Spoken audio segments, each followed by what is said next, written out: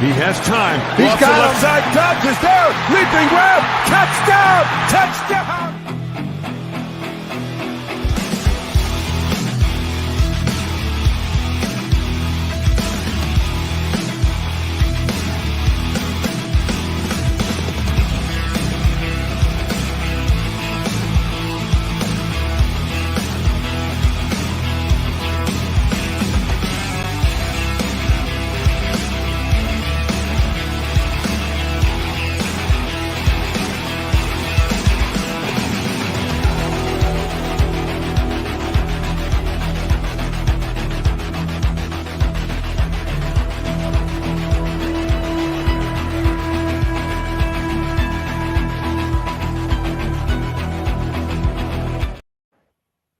Hey, good morning, everyone. It's Friday.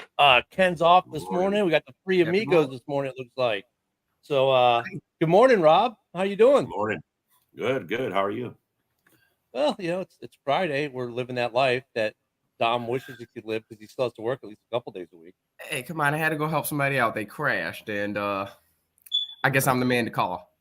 There you go. I don't know. Well, They left me a note, too. The people they crashed into. They left me a platter of cookies and everything like that because I helped pull it out. It was a good day. Yeah, I used to be a mechanic. Were they good cookies? Oh, they were good. Chocolate chips. She baked them I guess she baked them earlier that morning. Older couple and everything. So I sat down. I ate for like 15 minutes and I went on my way. Generation, man. They pay with baked goods. Yeah, it's better than your job throwing a goddamn pizza party. This is that generation, bro. They pay with baked goods. Trust me, I know a lot of people like that. Yeah, give me all the baked goods. We're back to the barter system. It won't be too long now to hear. Hey, so the Falcons have signed a new wide receiver, and his contract is 3,000 chocolate chips, 4,000 brownies, and 3 cakes a week, or something like that. It's like, oh Jesus! It's like, can I raise some 3,000 chocolate chips up to 3,500 chocolate chips, please? I promise to give you an extra 10 yards a game. Yeah. Oh, so hey, this is the first full week post football, really, as we come up to the second Sunday without football. Combine starts next week. That's going to be interesting. Do we think we're going to see a lot of movement on the draft board next week, or do you think it's going to be, are we getting better? I guess the question should be, are we getting better on these draft boards pre-combine than we used to be back in the day? Or do you think there'll be a lot of movement? As it gets closer, where the boards keep adjusting, like Kool-Aid was in the first round, end of first round. He's dropped all the way, like I hear now, third round. I mean, some of these guys are not, they're passing on the combine because they got injuries or something, So some of the, I mean, it's already starting to fluctuate. And, once we see the combines, I think everybody's draft boards are going to change. So, there's so much changing right now, but yeah. There's a lot of guys we're targeting already. I see, all the little videos are going out. All the little watch this clip of this guy. Hype videos. Yeah. Hype videos for the. This is what it's for, though, man. Draft prospects are coming up. Pretty soon the Packer website, they'll start putting up they'll start listing linebackers and all these prospects and put video clips out for all the guys that come. They look at. So I'm excited, bro. This is the best. I know my team's made a step, and they're a couple steps away. And then our defensive coordinator had a press conference yesterday for the first time, Halfley. So, I mean, man, a lot of stuff is going on, and I'm excited. Yeah, we had the coaches press conference. I think was that a league thing yesterday. I don't know, because the Bears did it too. Eberflus, who is it? When he got up there, it's like, who is this guy? They said his name was Eberflus, but the dude's got facial hair. Are you sure that's Eberflus? Sure enough, it was Eberflus, sporting all the facial hair. Like, whoa, this guy looks different. But it's that. What's up, Joe? Good morning. It's that time of year, though. We'll get the combine next week. Boards will fluctuate. I just Kool-Aid McGinty. I just love the dude's name. Like, you just want to draft the guy. But he's dropped already, third round. They're saying third round. He dropped 2 already. Who did? Jesus, combine Pro Scout days that bad, really? Or because I see a couple of moves you got JJ McCarthy. They're speaking very highly of him as a prominent quarterback, trying to move up. They dropped Kool-Aid, they dropped Kool-Aid to a projected third round pick already. Yeah. Bro. But here's the thing, though. What's wild about that, though? since the college season ended, there hasn't been a pro day yet or anything. There's been nothing. Like pro days are traditionally, so pro days traditionally happen after the combine for guys who don't go to the combine. And it used to be guys who weren't invited to the combine would then have a pro day so scouts could still see it. But now it's turned into a little bit of, well, you know, I'm a top prospect, but I didn't want to go to Indianapolis because, like what Rob said, maybe I had a small injury or something. And I want to control the situation more. So they do a pro day at the university. Okay. And sometimes I think that changed a little bit because, what was the guy? RG3 did his pro day. So RG3 went to the combine. And then after the combine, there was a wide receiver or someone from his university that did a pro day. And then RG3 went and threw at that cat's, because it's his quarterback. Yep. And he threw, and his stock actually went up even more. I think that's why some guys said, well, this combine thing, we'll just do pro day. Well, it's actually pretty smart. I mean, I think guys should do the combine because you get a chance to see them all throw together, and it's like, you get a better idea. But from the players, the prospects' perspective, it makes a lot more sense to throw at your pro day because you're throwing to your receivers. Everything, like Ken said, is controlled. It's like, the routes you're running, you get to practice and practice and practice. Whereas in the combine, you kind of get one shot, and it's with their whoever. So it must be an AT&T customer. I was wondering. Everybody was froze for a second. Like, did the show just freeze, or is it just? We were all like, just like, you frozen? Is he frozen? Yeah, I don't know. Is it froze? Frozen tundra. You know what I'm saying? No, that doesn't make for good TV, Joe. No, Joe's still frozen. We're gonna leave Joe there and see how long he's frozen. But no, Joe is right though. Pay your bill. There he is. There you go. There he is. Hey, he's back. My Wi-Fi cut out. I don't know, dude. I'm in my backyard. Are you walking around? You walked out of range, bro. That's what happened. Well, yeah. It's AT&T, hence the name of the Cowboys Stadium. Yeah, I got AT&T. Yeah, see, that's why, bro. That's why they never win. Yeah, dude. But what I was saying is basically, like, if you get a guy that has butterfingers, like, you're screwed. You know what I mean? Like, it makes you look bad. And then it's like all of a sudden your draft stock tumbles from a top 5 pick to the end of the first round. We're talking millions of dollars, dude. Like, so it makes much more sense for them to run their pro day. But I like to see them throw at the combine because it shows a confidence in yourself. Like, I'm gonna go out here and I'm gonna compete with these other guys, and I'm gonna show, like, I'm not afraid to be in there with the other best quarterbacks in the country. Let's see who's who. Well, like last year, I don't think it really changed the top 2 quarterbacks from the draft at all. But it definitely had changed from 3 and back. Like, there were some guys who moved around. I think the top 2, Young and Stroud was kind of, there was the debate between the two, but I think Carolina had Young as their guy from jump. The second they made the trade, they knew they wanted Young. The thing I don't understand is why Young, though. Actually, Ken, I actually read an article on ESPN that because you remember Carolina fired Frank Reich, right? Mm-hmm. Frank Reich actually wanted Stroud, but the owner made him take Bryce Young, and that was a big point of contention between them. Was like, so Bryce Young had his year that he had, and then Reich is looking at the owner like, dude, I told you, and the owner's like, you're fired. Yeah, I told you. Bryce, he's not bad. He just needs his weapons, and that, I represent the NFC South. That O-line is terrible. They traded their weapons and everything. Like, it's maybe Bryce Young isn't bad, but he's not CJ Stroud. Oh no, definitely not. I think he kind of looked straight in the pocket a few times. Well, their situations were both different with the teams they walked into too. I think Stroud walked into a little bit of a better situation personnel wise. But I mean, it was always going to be, last year it was young Stroud, but everyone knew when Carolina made the pick, they basically said it's Young, and that's what we're doing because ownership wants it.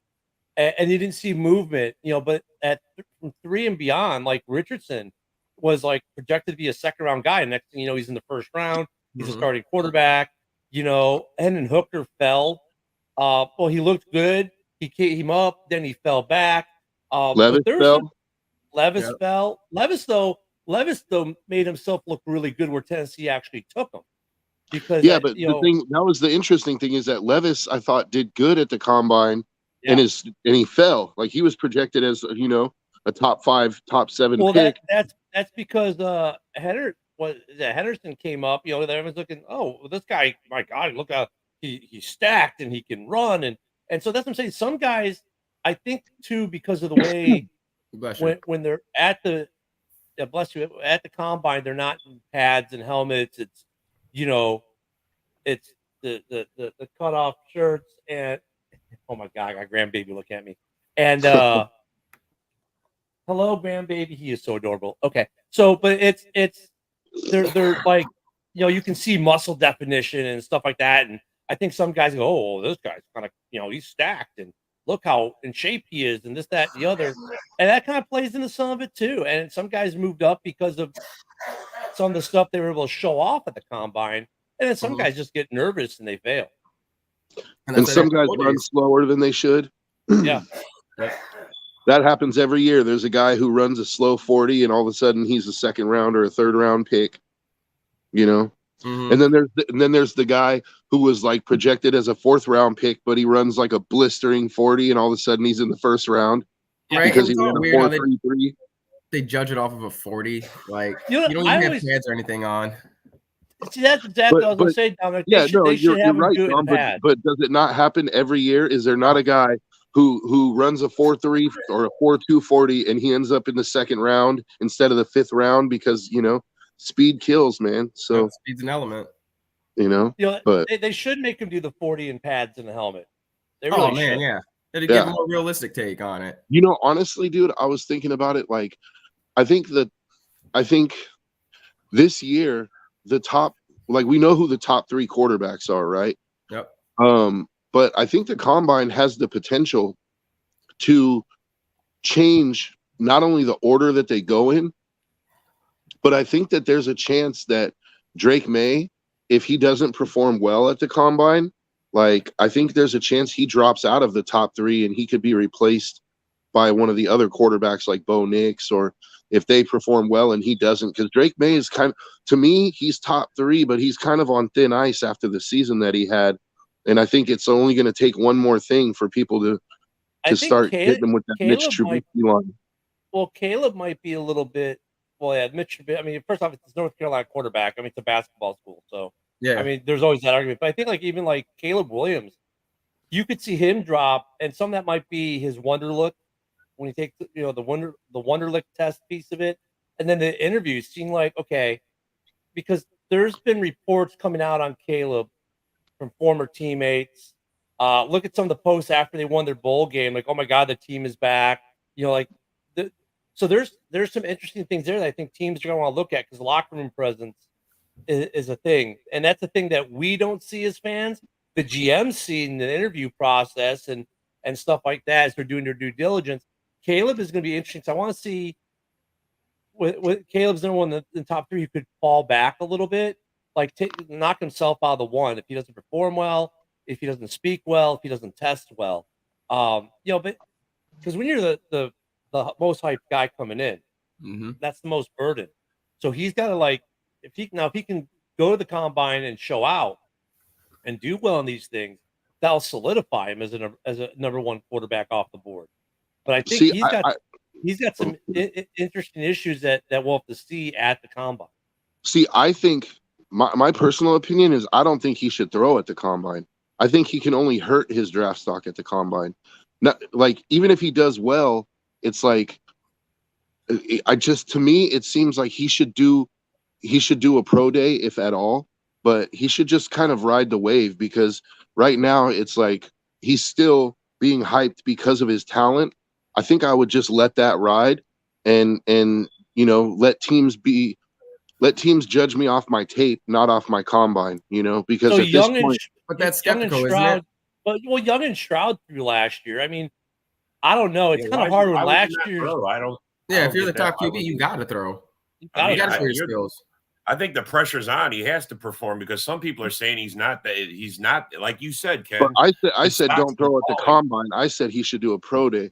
Like I don't think that I think he stands to lose more than he stands to gain by throwing at the combine, to be honest with you. I think if he just does a pro day to throw and doesn't do a combine, That makes I me think it's a bigger question the knock. guy. If he's, Yeah. Yeah, I think it's a bigger knock on him to not do it. Yeah. To do it, Yeah. just do a pro To day. question him. Like, Think so? yeah, oh yeah, Yeah. I think it's a My big take red on it flag. is, yeah. Well, because okay, look, right now, who is the number one overall pick most likely going to be out of the top 3 quarterbacks? What if you were to do percentages, right? The highest percentage is going to be Caleb Williams, dude. Yes. So if he goes to the combine throwing with receivers he doesn't know and he doesn't throw well, all of a sudden that percentage can change and he's no longer the number one overall pick. Whereas but the receiver if he drops waits don't and goes, hurt him. if he waits and Yeah, goes and that- throws at his pro day, he's throwing to receivers that he knows, guys like Brendan Rice, right? So it's like, Yeah, but He it, can't I I help don't want but that look good. familiarity. receiver drops has anything to do with it. If he hits Yeah. the spot he's supposed to throw at, then I don't see why that's an issue. I mean, yeah, you're right. He doesn't know these receivers, but there's more to the combine. I mean, you're looking at their fast time. They're doing stuff that mimics what the quarterback does. You know, the side to side stuff, throwing how far they can throw, the accuracy, Yeah, foot speed throws. of their run. I mean, all that stuff is taken into account. That's why you do the combine. Yeah, he's not everybody's going to show out in every category for quarterback. But they want to see that. They want to see how fast he you could are. really excel. And he could really you know? excel in the athletic parts, like the broad jump and stuff like that. Like That's what I'm saying. he's All probably that gonna stuff. do well. I don't know. They I all just take feel that into account. You know, some people are looking for athletes. Some people are looking for, you know, a certain type of guy.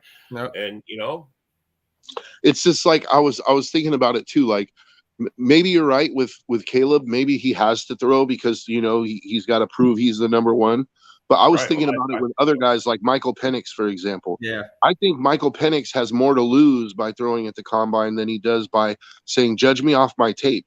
You know, like go back and look at my tape, because his tape is phenomenal, dude. Except for the national championship game, like his tape is phenomenal. So, like I want them to judge me off that. You know, Yeah. like You know- I think I get a better draft position based off my tape than I do off going and throwing at a combine, especially with receivers I don't know. how bad you got But they're going to want to see you in person do that, though, you know, just to see, like, hey, is he that guy? You know, is he familiar? You know, he may be familiar with his receivers, but can he come into my system and click with these receivers in the offense? You know, there's no offensive line, but click with these guys. You know, I want to see that. What's it called? Cognitive test.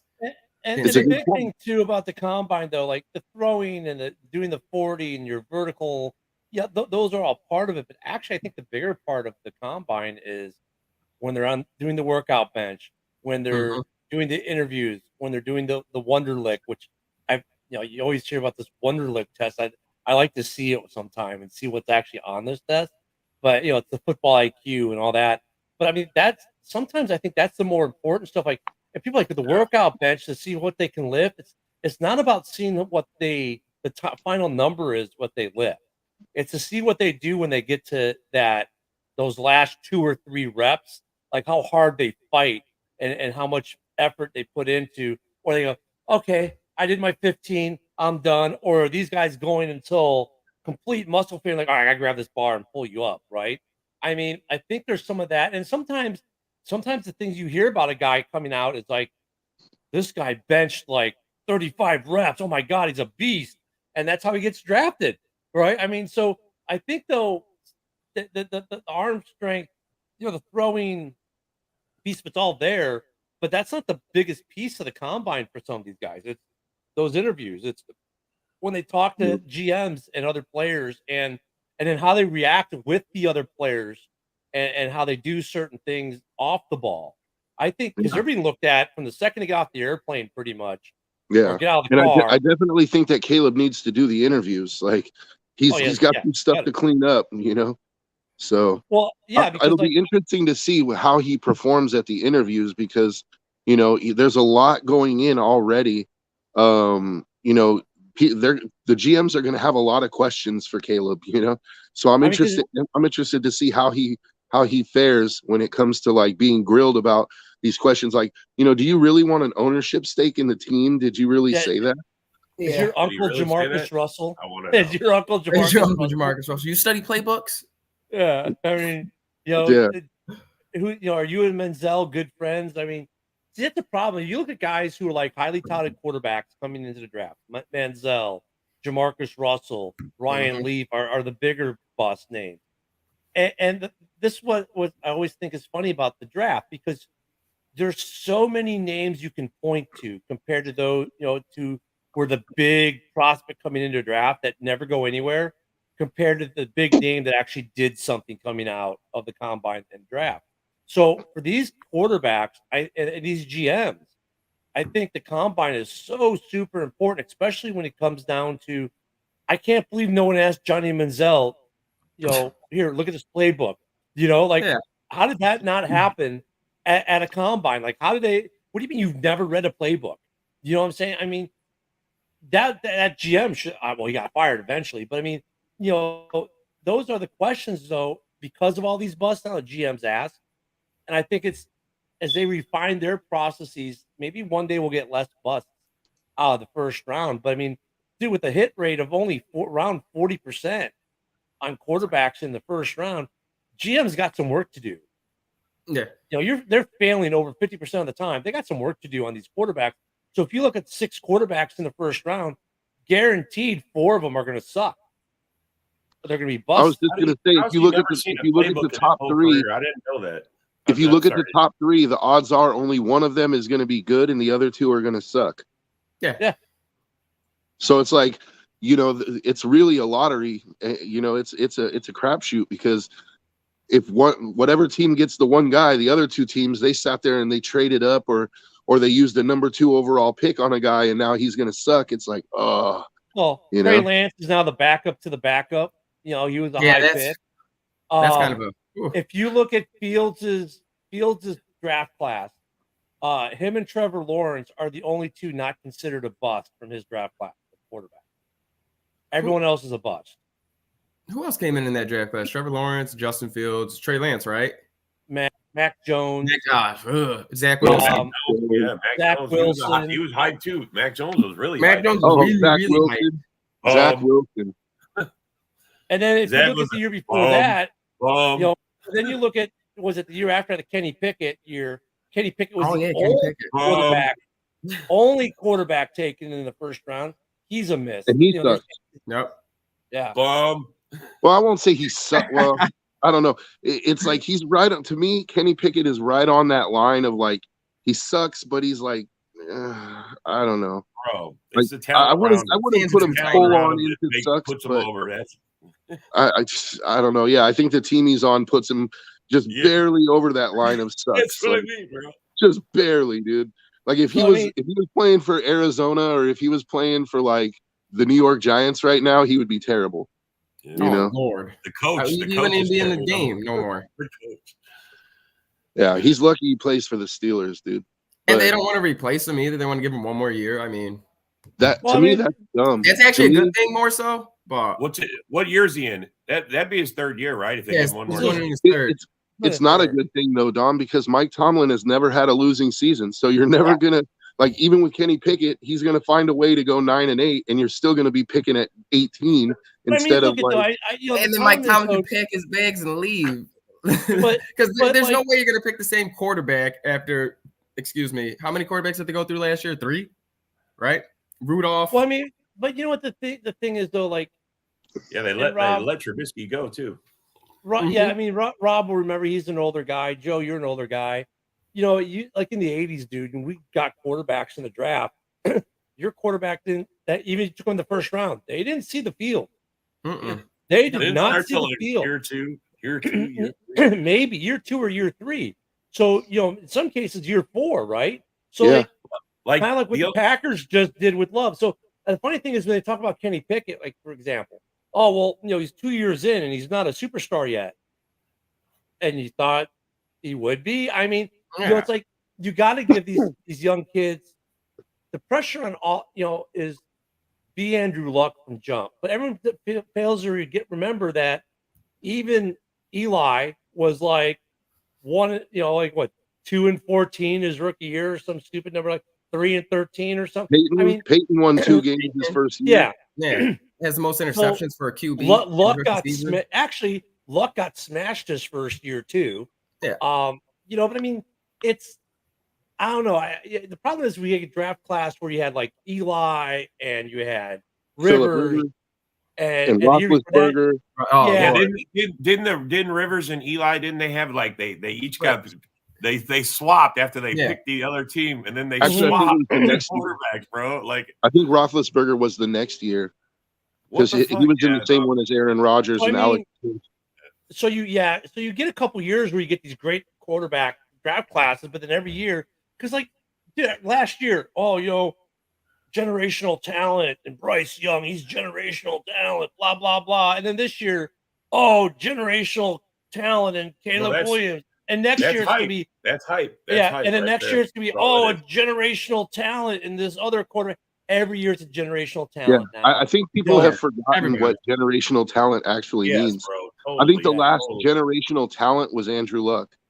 I don't think you know generational talent until they've actually played. How do you know it's generational talent until they're That's done a good point too. But I think everyone kind of knew. I think everyone kind of knew Andrew Luck was going to be good, dude. Like you didn't know if he was going to be good his rookie year, but you knew he was going to be good. Like but then what happened? What year did he quit? Year 4, year 5, he quit. Like Bijan was going to be. He played 6 years, I thought. Yeah, 6 or 7 years. But like Bijan, we knew.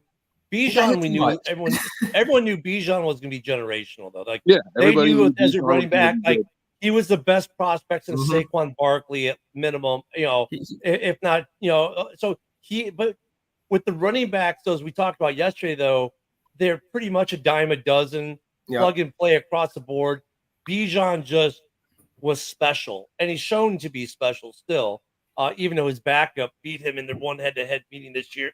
So there's another argument, like Marvin Harrison, right? People now are saying that Marvin Harrison Jr. is a generational talent, right? Like Megatron type of guy, yeah, like a Calvin Johnson type of hype behind him, right?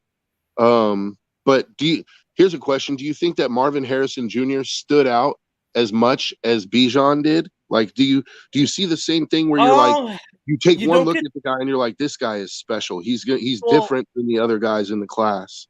It's funny because every year the hype is about the quarterbacks, and it's rare that you get hype on a wide receiver or a running back where they can say that in this draft that 2 receivers are legit top 5 picks, right? And they're saying that right now Marvin Harrison's a legit number 1 overall pick. Like if anyone were to take him number 1, no one's saying, "Oh my God, that's a reach." With Bijan last year, no one said that he'd be was a legit number 1 pick, but they were saying he was a legit top 5, right? So I think with Harrison, you get that partially his pedigree, partially he's just a complete package receiver. We don't see them often. Now, it's interesting because you have Malik Neighbors, who is also really, really good. But there is even though Neighbors has some better numbers than Marvin Harrison Jr., when you put them side by side, it's almost like adult teenager in some ways. So I think with Marvin Harrison Jr., the hype is kind of a little more justified. Yeah, there is. But the thing is, though, he's got the pedigree with a dad lived it his whole life. That, I mean, his dad's a Hall of Famer, isn't he? Yeah, he's a Hall of Famer. Yeah. So honestly, I think, so he's more polished even as a not just a player, but as a person when it comes in terms of talking with media, dealing with coaches, dealing with some of the stuff. He's more pro ready. So no, I mean, not to mention he's probably been raised with an NFL work ethic, he has for sure. He knows what it takes to keep your body in shape, to take care of your body, to in the off season, like he's had a dad to help him sort of guide him through the minefield of the media and everything like that. And then his friend group for the last 2 years has been Fields and DJ Moore. DJ Moore and him compete against each other since high school. I mean, there's and the thing with Fields, obviously the Ohio State connection, but they work out together in the offseason the last couple of years. And I think that's the other thing about Marvin Harrison Jr. Not only does he have the NFL lineage, he's been, the off seasons he's spending them with NFL players working out. So Mhm. he's already been working out. It's almost like he's had his rookie season already in that terms. He's already working out with DJ Moore and Justin Fields and these guys doing things at that level, so to speak, versus just working out with this college roommate. You know what I Mhm. mean? Yeah, it's So, a I different mean, experience too. So I think, this guy is probably a legit generational guy because we haven't heard. When was the last time we heard any kind of massive talk about wide receivers in this draft? In this draft, you got 3 that are being talked about, but 1 that's really being hyped. Yeah, it's been a while. So I can't remember. And I think there's a couple more. I think there's a couple more that should be getting talked about a lot more. Like, I think this is a really good receiver class because I just want to throw out there, I think Xavier Worthy is dope, dude. Xavier Worthy from Texas, that dude is a boss. And then These guys need the combine that's going to bring Adonai Mitchell. Texas had a really good duo of receivers in Adonai Mitchell and Xavier Worthy. And like, I give them a lot of credit because like Texas's quarterback, he's good, but he's not going to be like, he's not projected to be a first round pick. He's like a late round guy. So, they're projected second round. But I think, every year you get a few guys who are second round picks. And then in retrospect, you're like, oh, that guy, he should have been a first round pick. I think Xavier Worthy is going to be one of those guys that, like, after a year or two, people are going to be like, yeah, this guy was a top 10 pick, What about Rome Odunze? I've been hearing his name a lot going up. I think he's right where he should be. That dude's dope. Like, he's the third. He's the third of the 3. And he's like a top 10 pick. He's projected to be a top 10 pick, and I think he's right where he should be. But I'm just saying, I think that they're underrating Xavier Worthy. I think that, like, in 2 or 3 years, Xavier Worthy people are gonna be like, man, that guy he should have been a top 10 pick.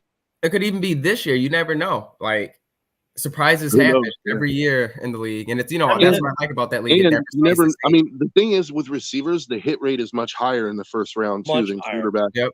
So, like, I don't think any team that picks Rome Odunze in the top 10 is going to be like, oh, we shouldn't have done that. Like, the talent is there. Like, he's gonna Nick. If I can give you he is worthy. I'm telling you, dude. Like, if you guys get a chance, go watch his tape, man. Xavier Worthy is good, dude. He's got this goof. Yeah. He says something, complimenting Joe's comment.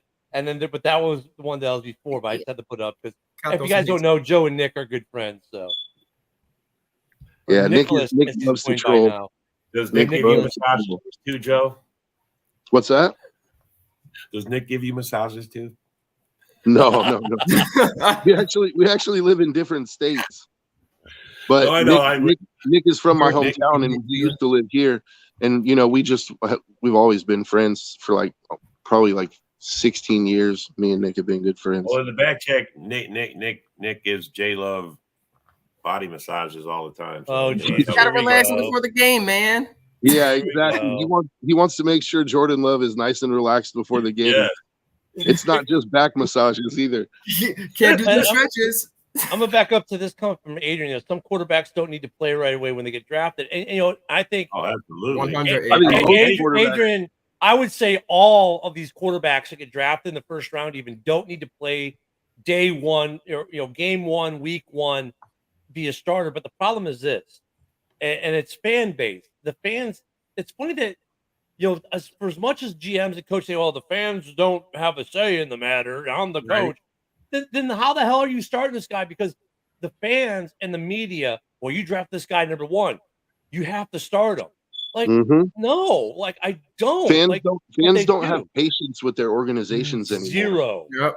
Zero. And that's the fact. Patrick Mahomes didn't start his first year, right? It forces GMs. No, Alex Smith started. It forces GMs to put a guy out there that's not ready because they know that fans don't have the patience to let this dude sit on the bench for 3 or 4 years. And even if because fans, let's be honest, they don't pay the fucking salaries to these guys. I would say most NFL fans are casuals. Like even with their own teams, it's like they don't have the foresight and the ability to the rational thinking to be like, hey, this is for the good of the franchise. If we let this guy sit for a couple years, we could be good for 10. Instead, they're like, I want to see what he's got now, and then if the guy doesn't succeed right away, he's a bust. I honestly think that there are quarterbacks that are not in the NFL right now that if they had been allowed to sit, they wouldn't be busts, right? Yeah. Like, and that's another thing. I think going into what you said, Ken, I think that's another point to be made there is that we label guys busts so quickly now. Mm-hmm. Like, and it's not even just now. I mean, look how quickly Ryan Leaf got labeled a bust, right? It's like he played his first year right away and he was ass. Let's be honest. He was dog shit. But I mean, he was playing for the Chargers, number one, right? Yeah. And the Chargers of the 90s were terrible, right? And then like so he didn't succeed his first year, and then he was out of the league like within another year or so. And it was kid was it Rosenberg, whatever, Josh Rosen. Josh Rosen was their number one pick, right? And then the next year he's replaced by another number one pick. They gave this kid one season as a rookie and then ran him out of the league. Because that kid ended up not playing really anywhere ever again. It's just funny how, like, that proves my point. It's like we're so quick to label people a bust, and it's like, how do you know if he's a bust? Like, you barely got the plastic wrap off of him, dude. You know what I mean? Like, you haven't even really seen what the guy can do. It's this new generation, though. They want to see this. They want everything to come so fast and all of that. The whole it's instant gratification is what they want, and like, and when Green Bay Packers drafted Jordan Love, I was actually one of the few guys who said, this is brilliant what Green Bay is doing, because this kid has no shot at starting for the next year or two, and it's smart because they took a first round pick on a quarterback, and everyone's, oh, but Aaron is so mad because the Packers thought 2 more years and Aaron's going to be done. And then we have the heir apparent. We're training the next guy. Now it ended up being 3 years, right, before Aaron moved on. But look what happened last year. Jordan Love in his 4th year as a pro comes in, first year as a starter, and has a great season. And he's comfortable with the offense, and he's comfortable with the coaching. He's comfortable with the system. He's comfortable with the pressure. He's comfortable with the fan base. All that stuff happens. Why? Because he had 3 years in the system, and he was in the building, and he was at the game, and he was on the field, and he was all those things. Now we take, Kyle Murray, but Josh Rosen came in, gets 1 season, and now he's a bust. Like, no, if you drafted Josh Rosen, let him sit behind a guy for a year or two and then come in, I bet Josh Rosen's in the NFL and is having a nice career. Mitch Trubisky, I still think he's probably a backup at best. The talent level wasn't really there. But at the same time, it's not really fair what they do to some of these guys. Rex Grossman, Mitch Trubisky. I can give you a list of Chicago Bears. Like Rex Grossman, what's even worse about Rex Grossman was you could literally see the destruction of his psyche live on national TV. When Lovie Smith ruined him during the Super Bowl, you saw his psyche and his, because think about it, after that Bears Super Bowl, what happens? They get rid of him. He goes to Washington. Rex Grossman was a pretty decent quarterback during the season. But after that Super Bowl, he was hot garbage the rest of his career because they ruined him. And there's a lot to be said. These guys, like, they're mentally tough, yes, but their psyches are still fragile as quarterbacks. It's a weird dichotomy, but we see a lot of these guys that get thrown in, then they get into bad habits, they get bad psyches, they listen to the media. Now they believe they're trash, even though they're not. And you're right. But if they do like what Jordan Love did in Green Bay, Jordan Love didn't really have any haters. I mean, he had haters when he got drafted, but he had no pressure. He had no pressure to perform nothing. He just knew I have to be there and learn and soak it up and progress. And what's great about Jordan Love is his progression. None of us saw it. Right? Like, none of us saw it. That's why last year we were like, What's this guy going to be? He was a great unknown. And there was something that was kind of nice about that too, as far as the league goes. And it's a pleasant surprise that Jordan Love is doing something. Well, yes, it is, but also you kind of had to expect that he would at least be a very competent quarterback with 3 years of education on that bench. I mean, yeah, but there's still that question. You got to be thrust into it. And also when Jordan Love came in this year, that's when the pressure was on. Because let's be honest, like Jordan Love, when he came in this year, he was under a lot of pressure because how are you're coming off of Aaron Rodgers. It's like Packer fans have expectations, like they may not expect the whole team to do well. But they're expecting to see some things from Jordan Love. You've been on the bench this long. You've been sitting behind Aaron Rodgers. So I do think there was a lot of pressure on Love when he began starting. But I think to Ken's point, because he sat on the bench and because he was, comfortable already with how the process goes, I don't think the pressure affected him as much. He wasn't thrust into the fire. And when he finally was thrust into the fire, it's like he had time to build that armor. He had time to, he's like, and he's comfortable. Good at developing QBs. Look at their last. He feels like I'm ready. I'm ready for the pressure. I'm ready to be the guy. Whereas like these rookie quarterbacks don't get that chance. Like they have no choice with them too. Honestly, like they got that. I feel like they got that personnel for it.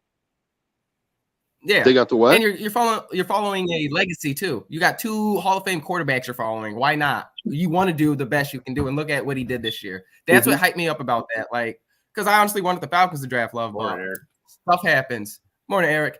But he's good. I like it. It's like, as Ken says, let him sit and everything. And what Rob says, let him sit for 2 years. And what Nick said down below in the chat, they could be a decent quarterback. Just give him that chance to learn the system. And the thing is, too, sometimes you get these quarterbacks who just come to if you're drafting a high first-round quarterback, that usually means you're a bad team, right?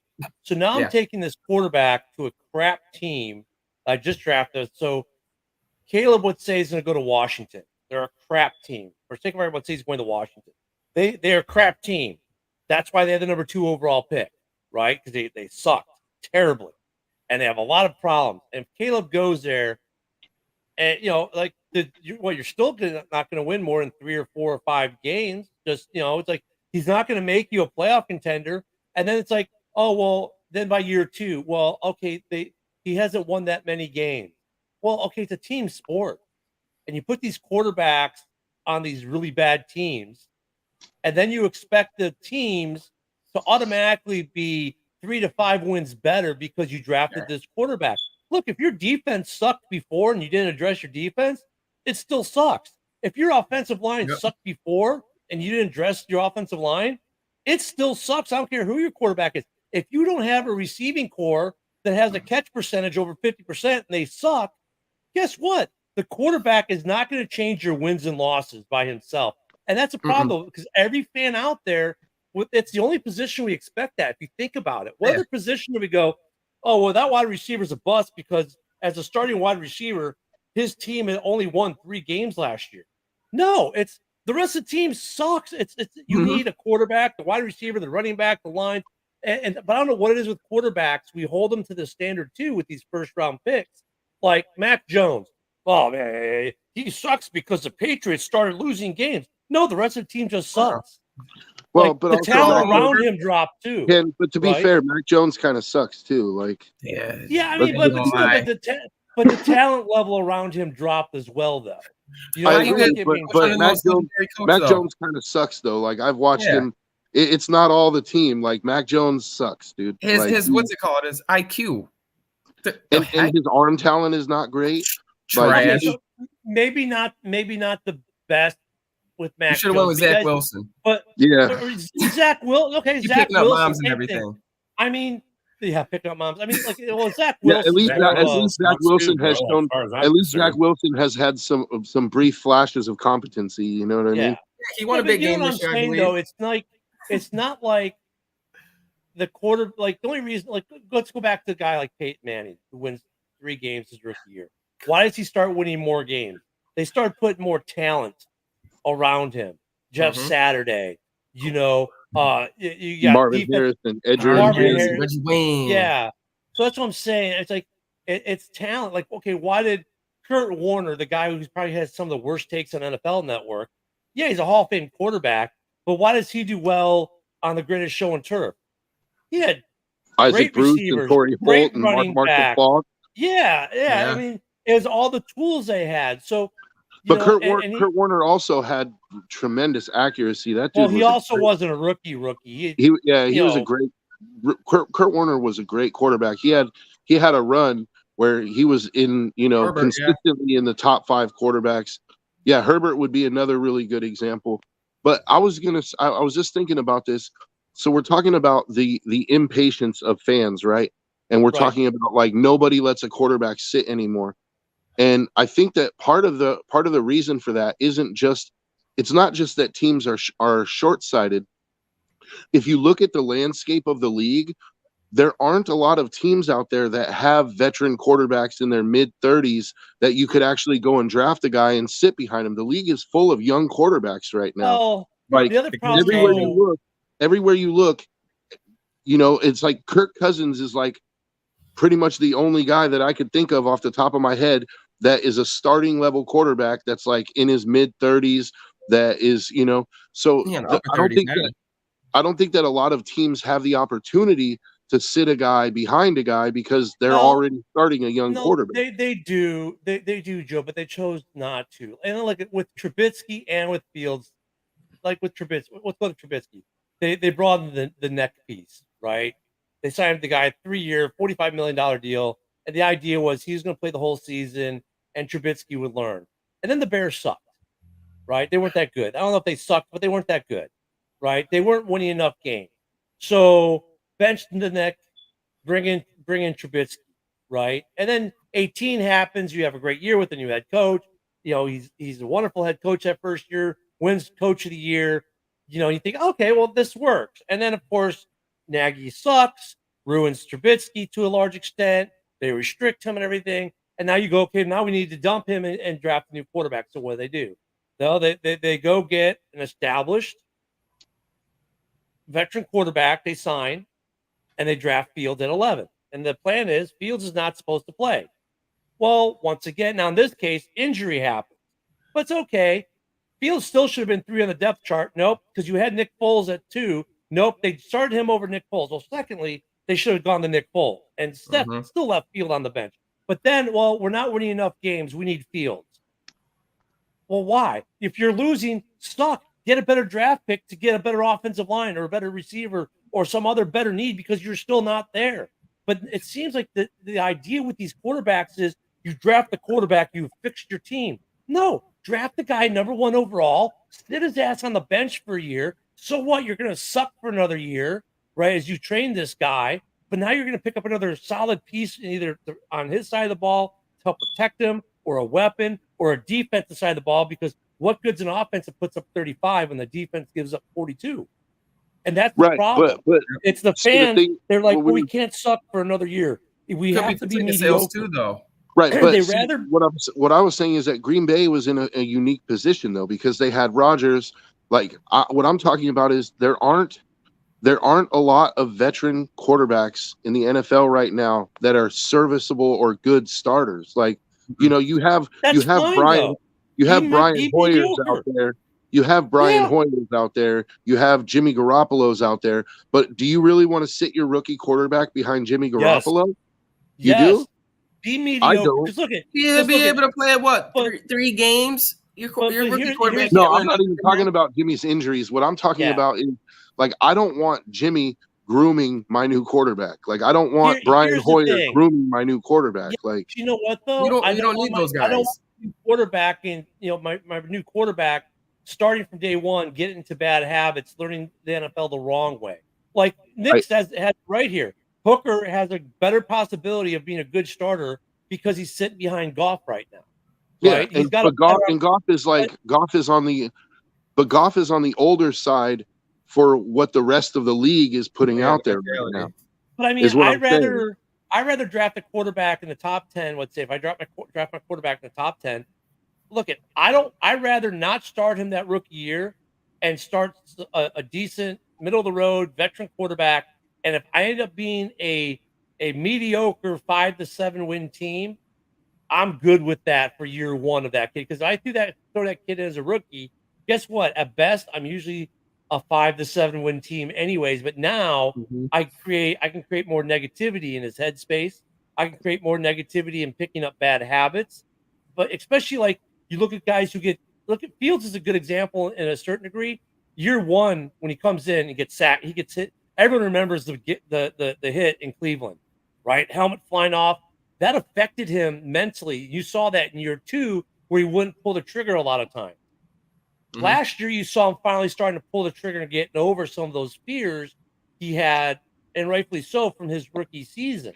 So there's something to be said about not playing these guys as a true rookie. Let them sit for a year or two, and right. learn. But what I was saying is getting somebody in front of them that can actually teach them something. Like, so for an example, Kirk Cousins is a free agent, right?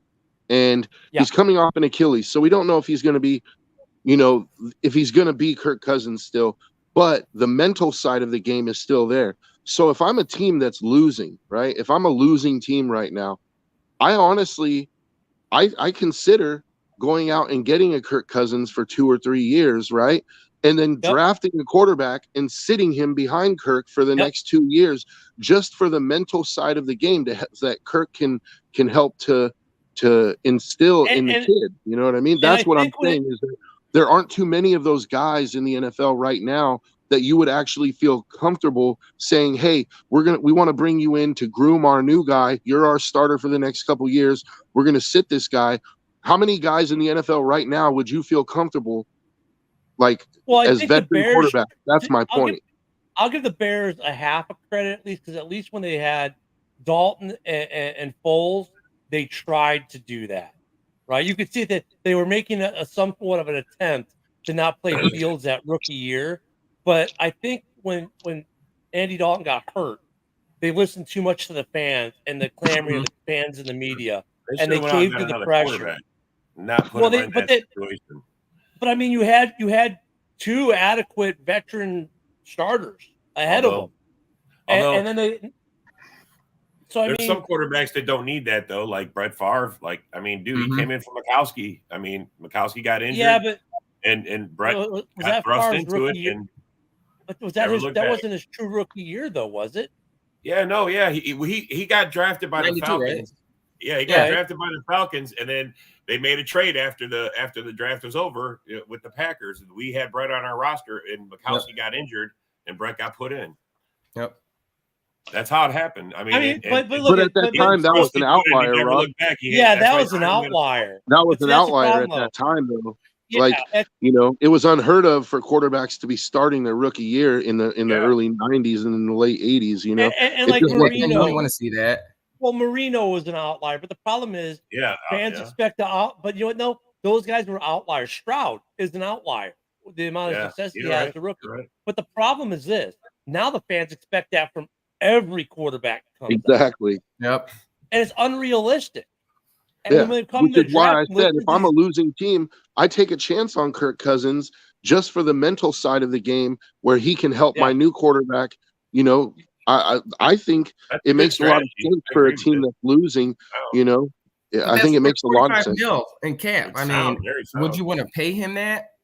If he's going to groom my new quarterback, if he's going to groom my new quarterback, absolutely. Because if you get Kirk Cousins, then if he comes back from the Achilles and he's still Kirk Cousins, then Kirk Cousins is worth around that money according to the quarterback market. So you have a good starter, in place for the next 3 years or 2 years, and you get to sit your quarterback behind him and let him learn. To me, that's a win-win, because I don't measure it just by salary cap. Those dollars are not just paying Kirk Cousins; those dollars are grooming the new quarterback. You're training. You have to invest in your team, dude. You have to invest in the future of your team. And you also have to be willing to do kind of what something like Ryan Poles did. You have to be willing to strip a team down and then rebuild it. And as part of that rebuild, you bring in a guy like a Kirk Cousins to train that quarterback you're going to draft in an early round. And like, actually, the team is actually kind of ripe for that right now is the Raiders. Strip that team down. Like, you've got big. I mean, but they're on that cusp. He switched it up. I was with you. I was with you till you said that. I mean, look Ken. They need to I if the Raiders have the Raiders another are not bad a contender season, right now. The Raiders are not a contender right now, but they're too good a team to strip down. They have a good foundation. They've been rebuilding since. I'm trying to no, because I'm trying to think. Because the problem they got the big Max. You got Max Crosby. You got Devontae. I'm trying to think of another team. The Raiders, though, if they have a bad year this year, and let's say they have a 5-win season, then you have to argue to strip them down like Foles did the Bears. You have to move Crosby. You have to move Adams and start over. But teams aren't willing to do that. Foles just did that in Chicago.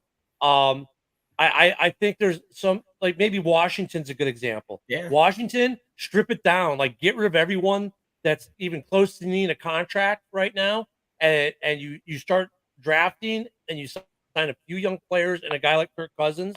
Like, there may be a year or two off from Kirk, because the problem is Kirk's gonna want to go to a contender.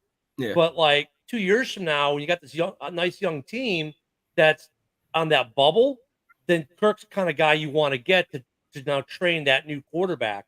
So, but that was the way you used to do it. Now it's quarterback solves all. Draft the guy, he solves all. And it's, I don't know. Defense wins games, right? How about this? Like, so the Tennessee Titans, for example, right? Like, they would be a good example for me of somebody who could take an interest in Cousins, because they're not completely terrible, right? And they got the number 7 pick. So if you miss out on one of the top 3 quarterbacks, you could trade down a few spots, pick up an extra 2nd round pick, and you could draft a guy like Bo Nix, and you go out and get Kirk Cousins, and you sit Bo Nix behind Kirk Cousins for 2 or 3 years. That's like, the better and then argument, you use those extra draft picks and build up your squad, dude. Like, to me, that would make perfect sense. And I think Kirk would be willing, if the money's right, I think he'd be willing to go to the Titans. And, especially if he knows that for the next 3 years, the team is his. Like, Kirk is the kind of guy, he seems willing to bet on himself. Like, look at when he did that, what he did with the contract in Minnesota, right? He was like, I want 3 years, this much money guaranteed. And they could have said no, but they said yes. Why did they say yes? Because they knew what they were getting, right? Mm-hmm. Kirk bet on himself, and he bet on himself leaving Washington too. Like, Washington, you remember Washington, like, they wanted him, they wanted to sign him, but he was like, nah, I'm getting out of here, dude. Like, Well, and ownership was terrible too, though, in Washington. And this is like where Minnesota. But my point is that Kirk is willing to bet on himself. Yeah. And so I think he'd be willing to bet on himself with a team like Tennessee if they could show him a vision. If they're hey, look, this is our plan. We're going to get Bo Nix, and we're going to sit Bo Nix behind you. You're going to be the guy that's grooming our new quarterback, but he's not. You don't have to worry about the guy. But it just shows you, though, too. And we got about a minute left, guys. But it just shows you, though, where Minnesota failed, though, too, because everything Joe said is correct. And then Minnesota failed to capitalize on his leadership and his ability by drafting a quarterback late 1st round, early 2nd round to sit behind Cousins, especially like maybe last year or the year before, because eventually these guys are going to age out. And you can't wait till the guy ages out and then is gone to draft his replacement.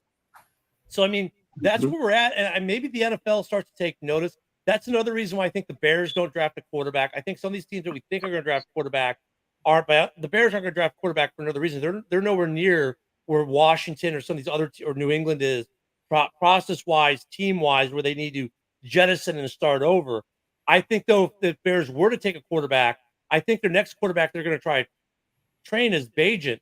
But if they were going to draft a quarterback, it'd be like in the 3rd round to sit behind Fields for another year or two while you still got him under contract for 2 years and groom it that way versus try to be the 1st round picks. Because unfortunately, that's what we see in the league. It's a league of 1st round picks, move on, but the 1st round picks only is successful about 35 to 40% of the time. So why would you play those bad odds? But guys, we're out of time. I'm sorry I took the last word. I hate to take the last word, but we're out of time. Tomorrow night, 5 p.m. Yeah, 5 p.m. Right? Yeah, 5 to 6. 5 p.m. Central, Frozen Tundra on Roku and all the other socials. And then tomorrow night at 7 p.m. is Hallis Hall. Sunday morning, 11:30's House Hall. We'll be back here on Roku next Monday morning on the Ken and Ken Morning Show. And Frozen Tundra will also be a Roku next Monday night. For the whole crew, guys, thanks for being with us. Have a great weekend. It's been a great week with you guys. We'll see you soon. He has time. He's got left side touch. Is there. Leaping grab. Touchdown.